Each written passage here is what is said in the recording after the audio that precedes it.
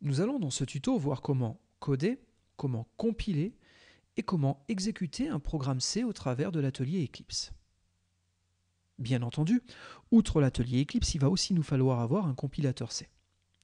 Il existe différentes implémentations de compilateurs C. Pour ma part, je vous propose d'utiliser GCC, la chaîne de compilation proposée par GNU. Si vous ne l'avez pas déjà installé sur la machine, il faudra procéder à son installation et celle-ci est néanmoins dépendante de la plateforme sur laquelle vous travaillez. Pour ma part, j'utilise un système Linux, plus précisément une distribution Fedora. Sur cette distribution, il convient de prendre un shell et de taper la commande suivante. Sudo pour passer en mode administrateur, DNF qui est notre logiciel d'installation de paquets, auquel nous demandons de faire l'installation du paquet GCC. Comme il faut être administrateur pour procéder à l'installation, il vous faudra saisir le mot de passe de votre utilisateur root. Normalement, au bout de quelques secondes, il vous proposera de confirmer l'installation, sélectionnez le choix oui bien entendu et installer le logiciel. Comme vous pouvez le constater, sur mon poste, il est déjà installé. Si vous utilisez une autre distribution Linux, par exemple une Debian ou toute autre distribution qui en dérive, Ubuntu et autres. Dans ce cas-là, il vous faudra taper la commande suivante, sudo apt-get, qui est le logiciel d'installation de paquets sur ces distributions-là, installe GCC. De même, vous vous laissez guider et l'installation devrait arriver à terme. Enfin, si vous êtes sur un système d'exploitation Windows, les choses sont un petit peu différentes. Même si depuis les versions modernes de Windows, nous avons un gestionnaire de paquets, l'installation de GCC n'y est pas proposée. Il faudra donc aller sur le site suivant. Prenez un navigateur et vous tapez www.mingw-w64.org. C'est minimaliste GNU for Windows en version 64 bits. Vous devriez arriver sur ce site. Une fois sur ce site, vous avez un lien Download, vous suivez les instructions et vous devriez avoir l'installeur sur votre machine. Lancez l'installeur, acceptez les choix par défaut. Au terme de cette installation, normalement, vous aurez votre compilateur GCC d'installer sur votre plateforme Windows. Une fois cette étape menée à terme, il nous faut maintenant installer l'atelier Eclipse. Un petit point de détail est à noter. Eclipse est codé en Java. Pour que son exécution puisse correctement s'effectuer, il faudra avoir un environnement d'exécution Java d'installer sur la machine. Si ce n'est pas le cas, allez sur le site oracle.com. Quand vous serez sur cette page, vous avez ici un bouton OTN, Oracle Technology Network. Placez la souris dessus sans cliquer. Puis sélectionnez Java Developers. Vous arriverez sur cette page et vous pourrez retrouver ici, dans les top downloads, la possibilité de télécharger un environnement d'exécution Java. Je vous propose de prendre une distribution JDK, accepter le contrat de licence et procéder au téléchargement de cette version. Pour la plateforme considérée, bien entendu. Lancez l'installeur, laissez les choix par défaut et normalement au terme de cette installation, vous devriez avoir un environnement d'exécution Java opérationnel. L'étape suivante consistera à aller sur le site d'Eclipse pour télécharger votre atelier. Il est à noter qu'Eclipse, en fait, c'est un conteneur de plugins. On peut mettre des plugins pour réaliser différents types de travaux. Il y a des plugins pour faire du codage C++, des plugins pour faire du codage Java, des plugins pour faire du PHP, du Perl, du Python, et j'en passe. En conséquence, vous pourriez avoir un Eclipse quelconque de déjà présent sur votre machine et installer les plugins manquants. Si néanmoins vous n'avez aucun Eclipse installé, dans ce cas-là, venez sur cette page-là en cliquant sur Download et vous verrez, vous avez ici différentes préinstallations orientées pour certains types de développement. Comme vous pouvez le voir ici, nous avons une version d'Eclipse spécifique C++. C'est celle que je vous préconise de télécharger. Et bien entendu, prenez la version adaptée à votre système d'exploitation. Au bout de quelques secondes, le téléchargement devrait démarrer. Il ne vous reste plus qu'à attendre qu'il arrive à terme. Une fois le téléchargement terminé, vous allez dans votre répertoire téléchargement ou download et vous devriez y retrouver votre téléchargement d'Eclipse. Il convient de désarchiver cet outil et vous pouvez placer ce répertoire où bon vous semblera sur votre système d'exploitation.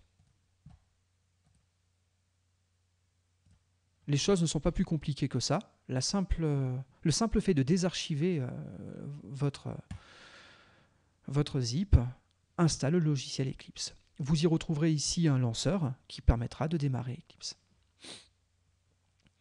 Au bout de quelques secondes, une question va vous être posée. Il s'agira de choisir le workspace, l'espace de travail. C'est dans ce workspace que vous allez placer l'ensemble des projets sur lesquels vous allez travailler. Vous pouvez ouvrir autant de workspace que vous le souhaitez. Pour ma part, je vais accepter la proposition par défaut et cliquer sur le bouton OK. Si vous ne voulez plus être sollicité au niveau de ce choix, vous pouvez ici cocher la case, ce qui permettra de réouvrir systématiquement ce workspace au démarrage. Après quelques secondes, votre Eclipse devrait apparaître. Il se peut que vous ayez cette fenêtre-là d'ouverte. C'est le Welcome. Le Welcome est en quelque sorte une page d'aide dans laquelle vous retrouverez notamment des tutoriaux, des exemples et différentes informations sur comment utiliser l'atelier Eclipse. Bien entendu, je vous recommande fortement de lire ces informations. Bon, si vous souhaitez fermer cette fenêtre, vous cliquez sur la croix et vous arrivez dans cet état. Vous pouvez à tout moment réouvrir le Welcome à ce niveau-là. À partir de là, l'information la plus importante maintenant à bien comprendre, c'est la notion de perspective. Comme je le disais il y a quelques instants, dans Eclipse, on peut mettre autant de plugins que souhaité pour pouvoir faire du C, du C++, du Java, du Python, du Perl, du PHP, et j'en passe. Le risque, c'est que nous ayons des menus contextuels qui soient relativement conséquents.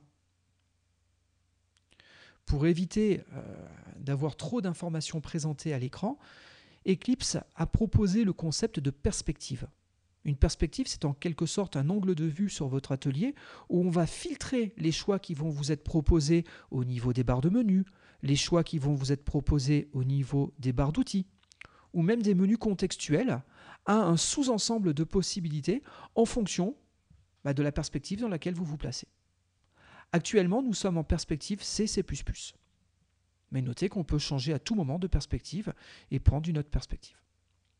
Regardez, ici, je teste la perspective ressources, je fais OK, et je ne sais pas si vous avez vu, mais la barre d'outils vient de changer. Les menus aussi viennent de changer.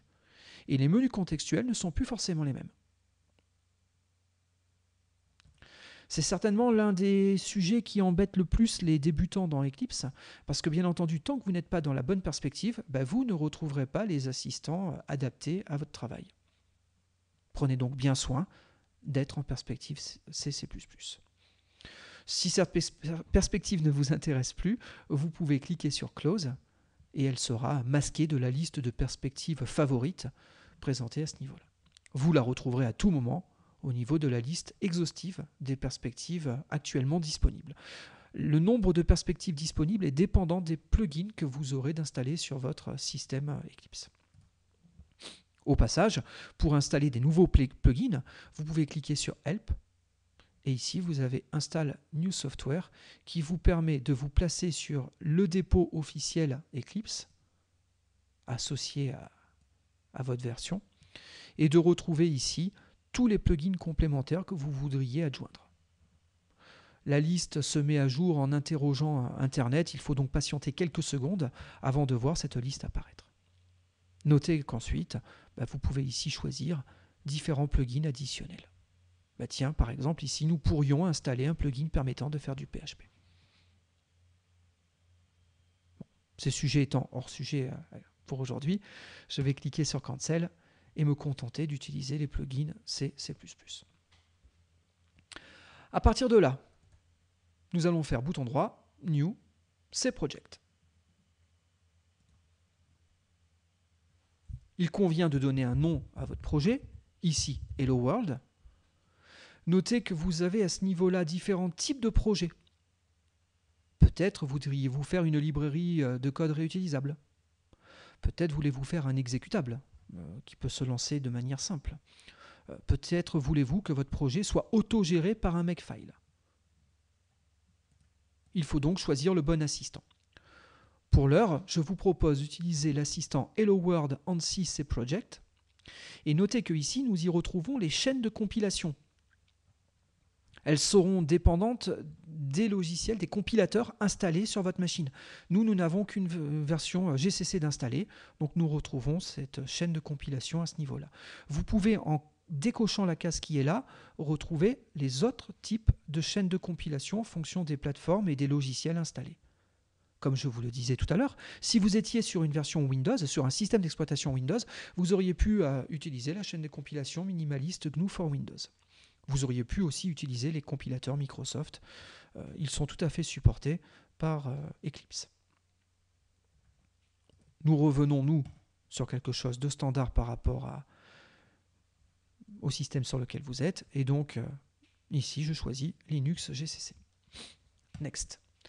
L'étape d'après consiste à mettre éventuellement quelques informations sur l'éditeur, l'auteur de ce bout de code. Bon, nous cliquerons Finish. Et nous avons ici notre projet qui apparaît. Je vous propose une petite option pratique, mais à condition d'avoir des projets de taille raisonnable. Sur des très gros projets, ce que je vais vous montrer serait plutôt embêtant. Mais ici, nous allons avoir très peu de choses. Donc, si vous cliquez bouton droit, que vous allez dans les propriétés du projet, vous avez cette fenêtre qui apparaît. Dans cette fenêtre, vous y retrouvez C++ Build. À ce niveau-là, et dans l'onglet Behavior, vous pouvez cocher cette case. Cette case permet d'avoir une compilation qui soit automatique.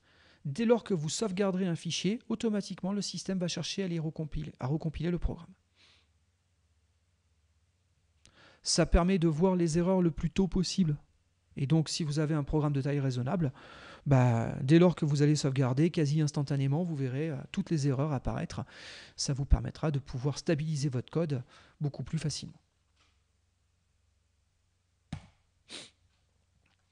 Notez que si vous n'aviez pas opté pour une compilation automatique à la sauvegarde, vous pouviez lancer ici, regardez, cliquez une fois ou deux, vous devriez retrouver cet outil qui permet donc de pouvoir générer explicitement une version de votre projet. Ici, nous y retrouvons donc notre programme. Notez, comme je suis en compilation automatique, lorsque j'ai fait Save, regardez, je refais la manip, une compilation s'est automatiquement lancée. Donc, le fichier de code C a été compilé, et ensuite on a eu l'étape d'édition de lien qui a produit l'exécutable Hello World. Vous retrouvez cet exécutable ici. Il est prêt à être exécuté. Si vous cliquez bouton droit, Run As, et que vous choisissez ici Local C++ Application, notez que vous aurez la vue console qui apparaîtra et qui vous affichera le résultat de votre programme. Regardez, je fais quelques modifications, je resauvegarde, automatiquement le système vient de recompiler une nouvelle version de mon programme, je relance cette nouvelle version, j'ai le résultat de mon exécutable qui s'affiche ici. Notez enfin que si durant l'édition de votre programme, vous produisiez des erreurs, volontairement, je viens d'enlever un point-virgule à ce niveau-là. J'ai sauvegardé, automatiquement le compilateur s'est relancé, des erreurs ont été identifiées et me sont automatiquement restituées à ce niveau-là. Et donc on me dit que ici, semblerait-il, avant le return, il manque un point-virgule. Effectivement, avant le return, il me manque un point-virgule. Je viens de corriger mon erreur. Le système vient de recompiler mon programme. Aucune erreur n'est détectée. L'exécutable a bien été produit. Pour terminer ce tuto, notez qu'en cas d'erreur, je viens de sauvegarder. Toutes mes erreurs étant identifiées. Vous retrouverez ici des marqueurs à différents endroits. Vous retrouvez aussi ces marqueurs ici, ici et ici. C'est très pratique, c'est pour vous faire voir le plus tôt possible qu'il y a des soucis dans votre programme. Ce que je voudrais, c'est juste essayer de vous expliquer la différence entre ce marqueur-là et ce marqueur. Pour bien le comprendre, il suffit que vous ayez un fichier un petit peu plus conséquent. Regardez, je vais rajouter des blocs de commentaires quelconques.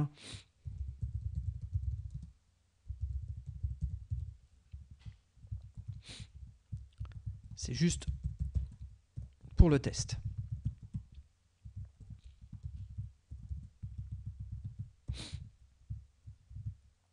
J'en rajouterai encore un ici.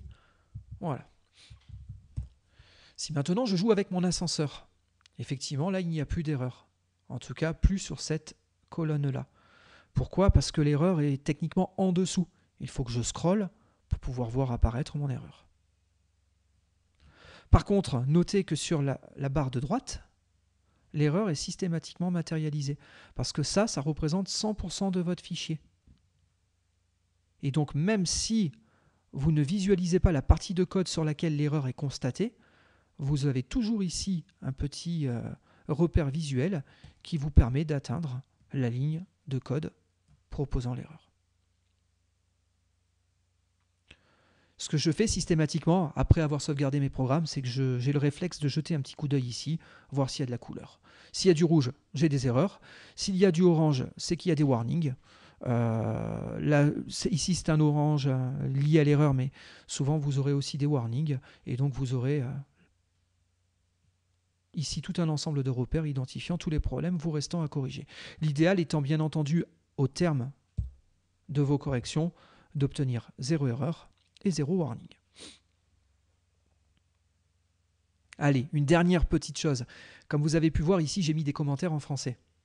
Du coup, ces commentaires sont soulignés. C'est rien du tout. Ces choses-là sont liées au correcteur orthographique qui est fourni avec Eclipse. Si vous allez dans le menu Windows, et plus précisément si vous activez le sous-menu Préférences, vous aurez cette fenêtre qui apparaît. Vous pourrez alors aller dans Général, Editors, Text Editors et Spelling à ce niveau-là. C'est là que vous y retrouvez les informations sur le correcteur orthographique. Ce qu'on constate, c'est que le correcteur orthographique, par défaut, cherche à corriger de l'anglais. Nous avons des commentaires en français. Vous pourriez télécharger un dictionnaire français, mais ce n'est même pas la solution que moi je vous recommande, parce que souvent nous utilisons des acronymes, des raccourcis qui font que vous aurez des marqueurs qui vont apparaître dans vos commentaires. Moi je vous propose carrément de désactiver le correcteur orthographique. On va dire chacun sa responsabilité, que Eclipse et GCC s'occupent de mon code C et moi je m'occupe de mes commentaires. Une fois que vous avez décoché cette case, vous pouvez appliquer définitivement les modifications en faisant OK. Et donc, comme vous le constatez, les petits soulignés orange disparaissent. Pourquoi j'aime bien les faire disparaître? Parce qu'à partir de maintenant, s'il reste des soulignés, c'est que cette fois-ci, j'ai bien effectivement un problème dans mon code et non pas dans mes commentaires. En espérant que ces quelques informations vous soient utiles. Et nous nous retrouverons plus tard, prochainement, sur d'autres tutos relativement par rapport à C et par rapport à Eclipse. Bonne continuation.